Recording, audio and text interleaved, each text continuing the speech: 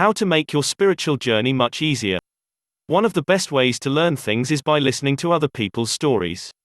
Why? Usually, when you can really feel someone's emotions, the memory will stick. One of the truest statements is, people don't usually remember exactly what happened, but they sure do remember how it made them feel. This just goes to show that feelings and emotions are the staying powers for our brains. Storytelling is a great way to learn from other people's experiences without actually having to experience them for yourself. If you've done any kind of research on spirituality, you'll find a pattern. Most deeply spiritual people have some kind of dark past that they had to go through in order to reach the spiritual maturity that they are now at.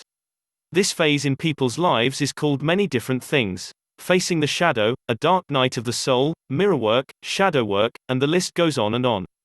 What we're getting at is that spirituality isn't all love and light, like everyone likes to think that it is. There is real work to be done in order to manifest your true soul's purpose. What is the dark night of the soul? You know, those experiences that we're not always so proud to share. Maybe these recollections are things that have happened that you've tried not to ever think about again, suppressing them from your conscious experience. Or, maybe they've affected you so much that the reaction you have to certain situations in your current life stems from a subconscious learned behavior from your past. Whatever the case is, the dark night of the soul or the shadow work that everyone unknowingly tries to avoid will bring it to light. You see, this process is integral to being able to manifest your true soul's purpose. Why? Without facing these buried experiences that we would rather not talk about, how can you truly know yourself? A big factor about manifestation that most people miss is that you have to take radical responsibility for where you currently are in your life in order to manifest the life that your soul truly desires to live out in this realm.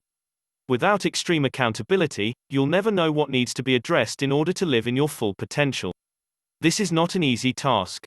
In fact, our brains are wired with fight or flight reactions, meaning that if your brain registers that there is any kind of danger ahead, you'll either be triggered to fight against it or to run away.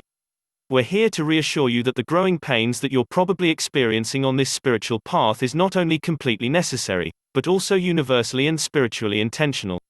How to get through the dark night of the soul and shine your light. We just talked about the body's natural reaction to shadow work, fight or flight.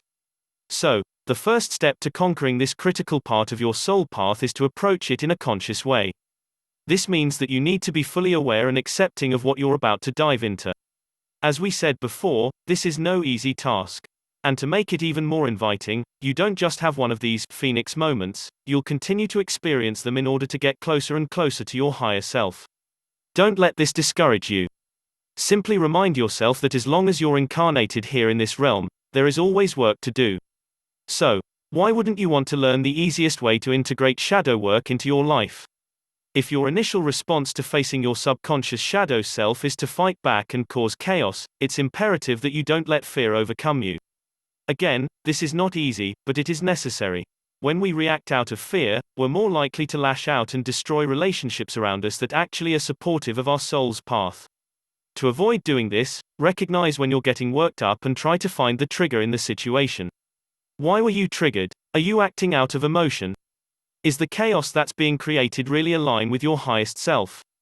These are the types of questions that can calm you down and give you a different perspective.